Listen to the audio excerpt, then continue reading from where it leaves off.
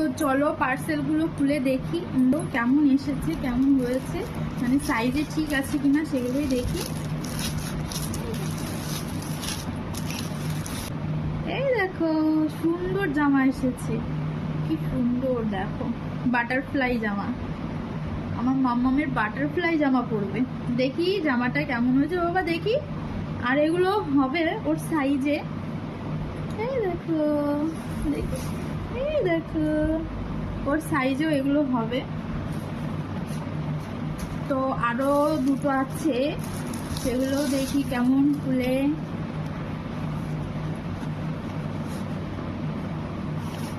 এই দেখো একটা, এই যে এটা, এই জামাটাও খুব সুন্দর, দেখো